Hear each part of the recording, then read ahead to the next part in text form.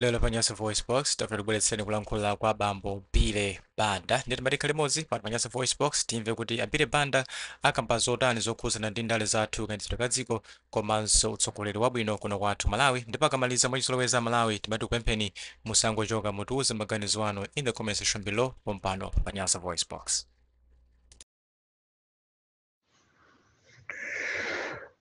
Malawi anzanga okondedwa, ine dzina langa ndine Bile Banda.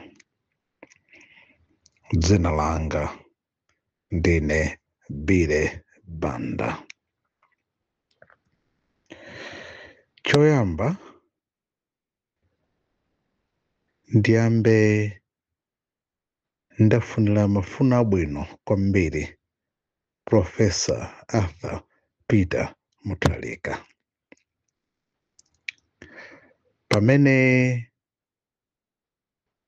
dziko lonse lapansi lili ndi chidwi, pamenenso Amalawi ife enu ake nthaka, nzika za dziko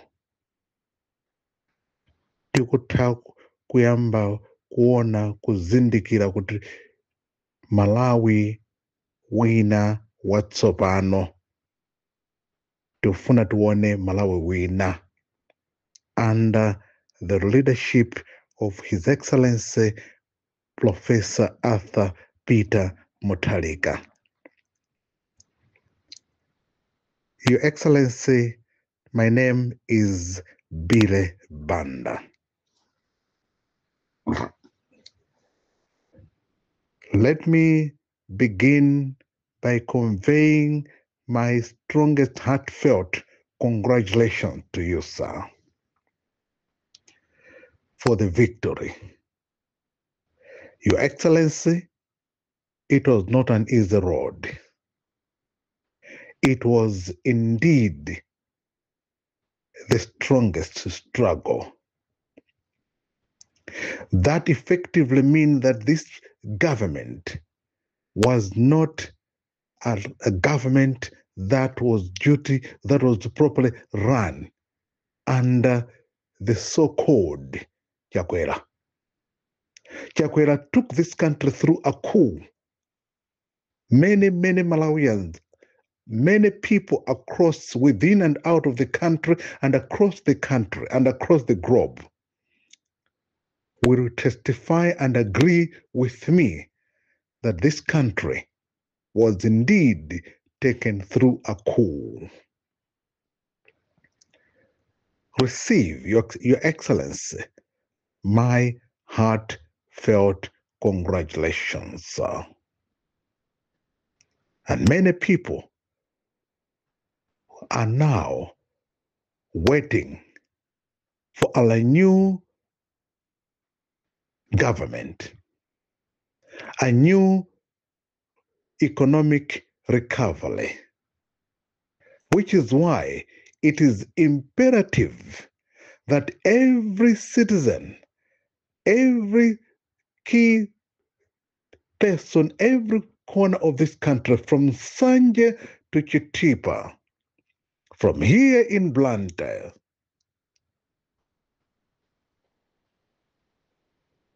from Kotakota to Mchinji, Likoma Island, and all corners of this country of the Republic of Malawi. Your Excellency, it is about time that every person, every citizen, and every Malawian must begin now to realize that he or she is an active player to drive this country's economy. Every citizen, every person is a driver of change. Malawi has now, after you've been sown in, Malawi will realize another direction, Malawi will begin to see a greater change. Your Excellency, we have seen immediately after we have seen some changes that we have seen immediately after you ascended, you have assumed power. What we have observed and what we have seen is a key indicator. Those are key indicators that in you there is effective, positive leadership. Your Excellency, I wish to thank you and I wish to congratulate you. And I wish to reiterate here that we are ready to holding hands with you and working with you and collaborate with you strongly. And want to assure you, God willing, we are ready as citizens to dutifully continue helping and holding and serving our country, because Malawi had completely lost direction under the poor leadership of the so-called Chakwera. Chakwera is a failure and failed Malawian, and he made a lot of serious blunders, because after he had taken this country through a coup, he further manipulated a lot of ill things, including killing innocent souls, like my personal brother and friend, the late Klaus Chirima. May his soul rest in peace, including all others that perish in the plane crash. That was not something we will ever be proud or happy with. Your Excellency, my name once again is Bide Banda. I strongly feel aggrieved.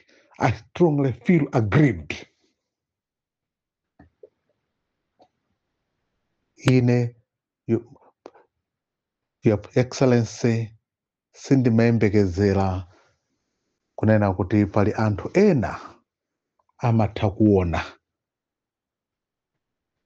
zintchito zabwino zimene anthu amapanga.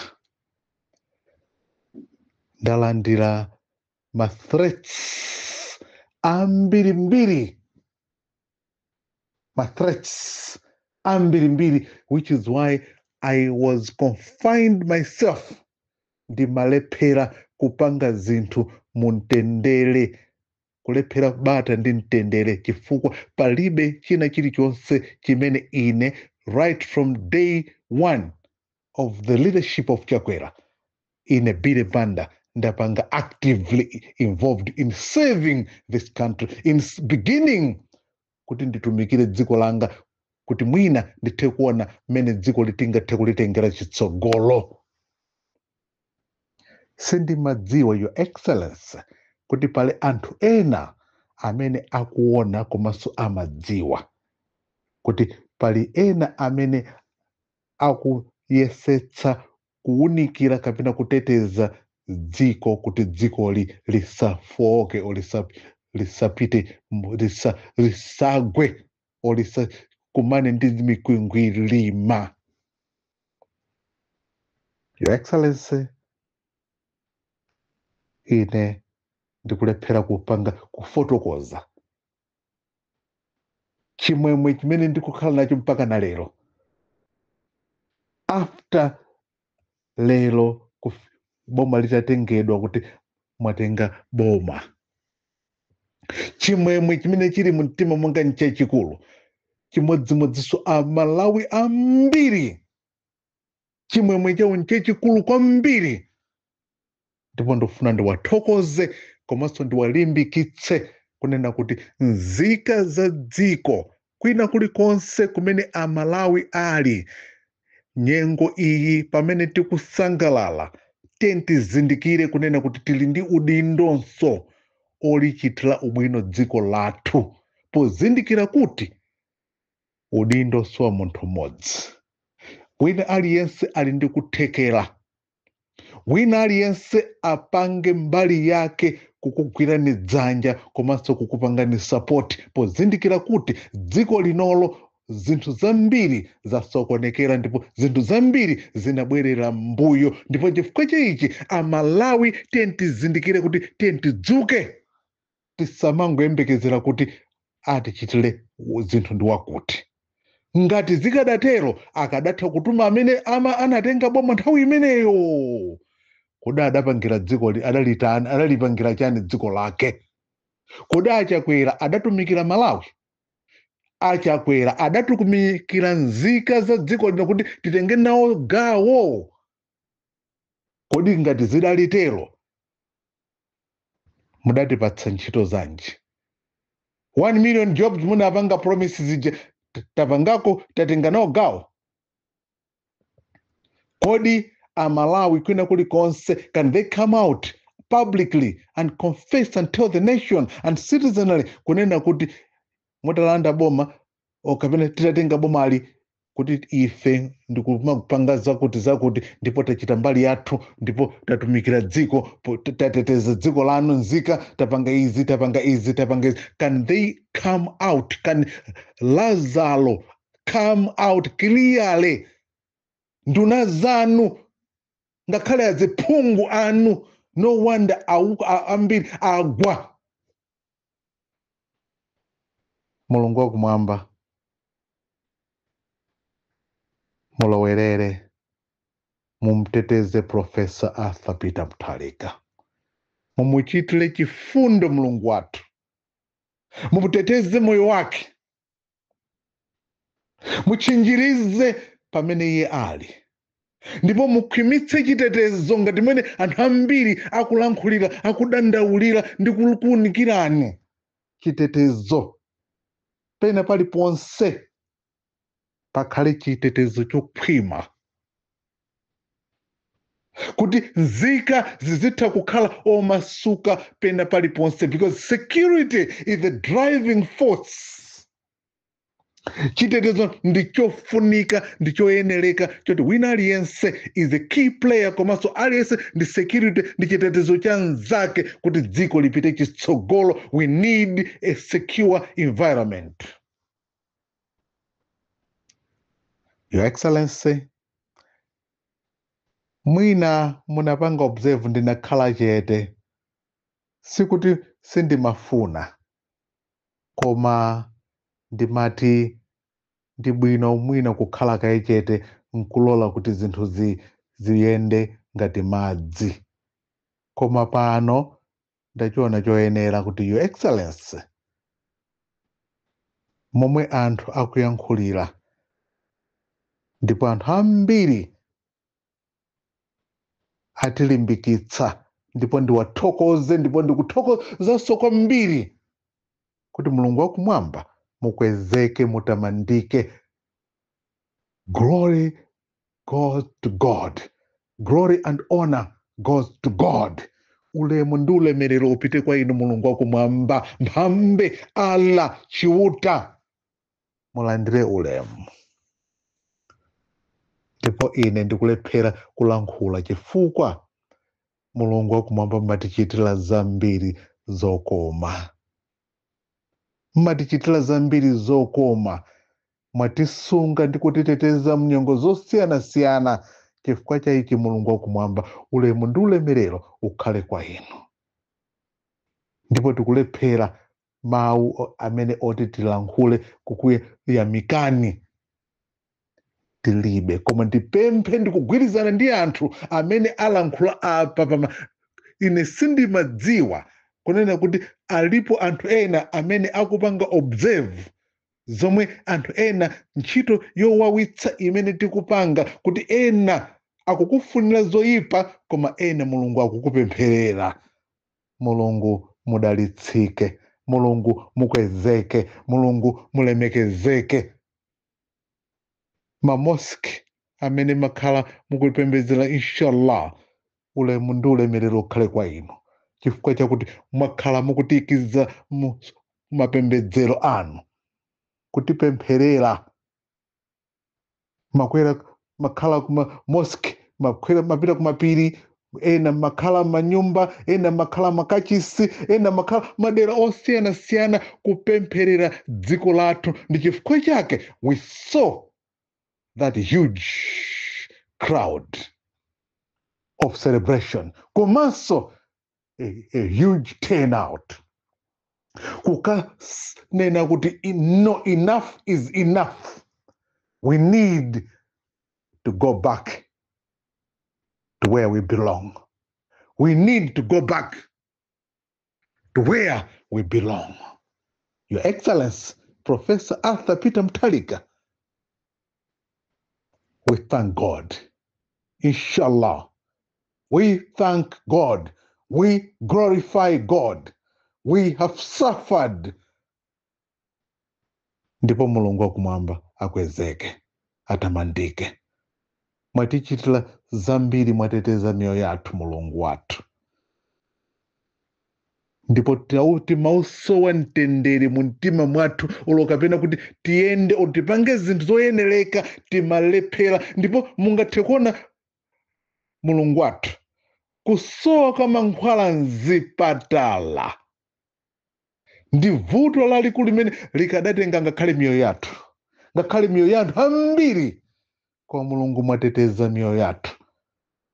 Mphambe Allah kwa inu kukhale ulemu ndi ulemerero. Tukutamandeni mulungu wakumwamba. Ndipo tikudankhawa mavuto amene Alazaro anatenga boma molanda, palibe chimene angaloze kuti mutalanda bomali tayesetsa kukonza izi ndizi, other than kudzikundikira chuma. Pano they are busy trying to repatriate chuma. Ngatidi zili zoona kuti ena athawa mdziko muno, mulungu muchite nawo, mulungu wakumwamba muchite nawo. Adatenga boma molanda, sadapangepo china chilichonse cholozeka chakuti inu ndine tikanyadire. Mulungu wakumwamba, tiyeni nzika za dziko tuone kusintha, komano ifeyo tikhale eni wake amene tikhale oyendetsa. We must be the drivers. Tikhale patsogolo kumuthangatira Professor Arthur Peter Mutharika. Chimodzimodzi ndikunena motsindika anthu amene mamuzungulira Professor Arthur Peter Mutharika. I have to advise and guide you. You have no responsibility, neither any mandate to direct him. Koma, you have a role to advise. The Professor Arthur Peter Mutharika must be able to have proper advice and proper guidance to see the proper direction. Kuti dziko lipanga achieve excellence. Ndipo in you, Your Excellency, Professor Arthur Peter Mutharika, mukangolumbiritsidwa, Malawi will see a greater change. Ndipo tikuwuzeni ino amene mukuwononga chuma, musapange zimenezo chifukwa dziko a Malawi. Members of the diplomatic corps, it is about time. You members of the diplomatic corps, you must demand accountability, transparency and accountability for the period. This period. What we are seeing is unacceptable. We must not see what we are seeing now. Let me express my appreciation to all our fellow colleagues and comrades. All that you're doing and all that you're trying to support is admirable. In a bit band, ndikuchitireni, ndikuyamikeni, ndikuthokozeni.